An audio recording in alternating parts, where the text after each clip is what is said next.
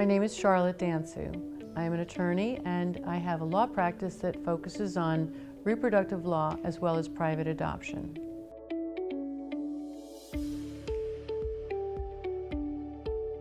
Well, my adoption journey personally began with adopting my daughter 32 years ago. My undergraduate degree is in special education, and when I went to law school I thought I want to do more for children. And so I kind of did anything that came in the door in the beginning. I opened my own practice right out of law school, which was kind of crazy at the time, but I did. And then I started getting these adoptions sent my way, and I adopted my daughter. And back in the day of when you could go into courthouses without metal detectors, I would carry her in her little carrier and put her on the judge's desk and go in and handle cases. So I didn't adopt her because I couldn't have a child. It was just that an opportunity arose at the time and I was ready to be a mom.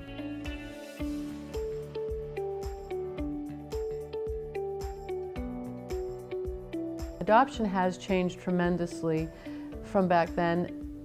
Part of it, I think, has to do with maybe a good thing, that we have better birth control and less women are having unplanned pregnancies.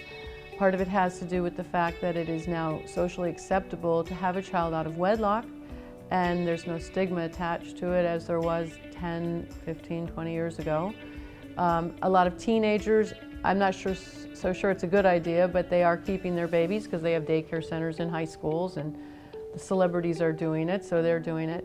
So adoption, the availability of children for adoption, and then unfortunately we have politics that comes into play, that there's so many children that, yes, there are children that need to be adopted in the world, Syria, North Africa, Haiti, but because of politics and government regulations, we can't access those children. And so all the people who used to adopt or try to adopt internationally are coming back to adopt here, and then when they come here they find that our laws are such that children get tied up in the system and it's hard to access even the children who are in foster care and needing homes.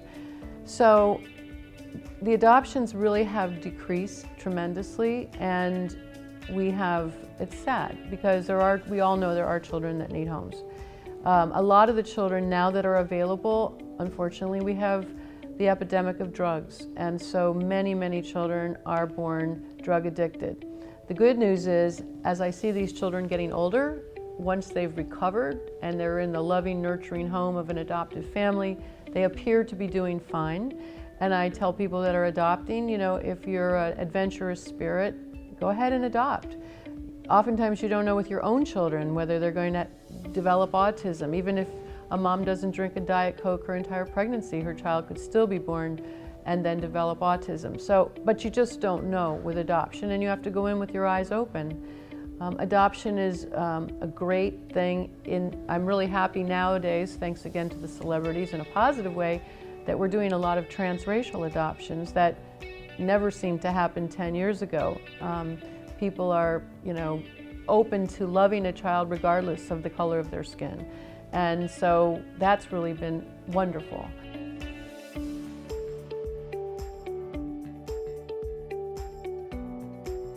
I really encourage people to go in with their eyes wide open. And with the availability and the successfulness of the reproductive medicine, now people see that it might cost twice as much, because it actually does cost at least twice as much to have a child with a surrogate or with an egg donor. But if they are the kind of people that have to have control, then that might be the route to go if they have the funds to do that. So when people come in to see me, a lot of times they come in with the idea that they want to adopt, but then I give them the truth about it. I don't sugarcoat it. And then they sometimes will still pursue adoption, and sometimes will further explore with their doctor the option of egg donation, or egg donation with a surrogate, or sperm donation, or one of the other options, embryo adoption, that's available to them. Costs can vary. If you were open to adopting a special needs child or a child that's already born, probably you'd be looking at a minimum of like $10,000.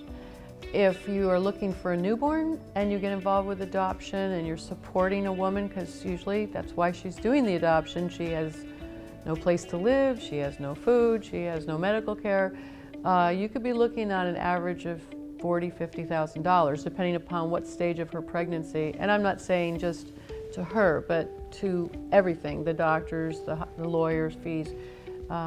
So it's a broad range, but for a newborn, you kind of have to be prepared if you're going to be, paying her rent and taking care of her for 6 months, that it's going to be expensive. But again, depending upon your flexibility, we never want money to stand in the way of a child getting a home. So we encourage everyone to get on our list, tell us what your budget will permit and what your requirements are, or what the parameters of what you accept are, and then we'll try to make a match. In the surrogacy arena, it's probably double that, because not only are you paying for her quote-unquote living expenses while pregnant, but you're getting her pregnant. So you're probably looking more in the $100,000 range for the surrogate's expenses, the medical expenses, and the legal expenses. And that's not using an egg donor. With an egg donor, it's about another $15,000, depending upon which egg donor you choose.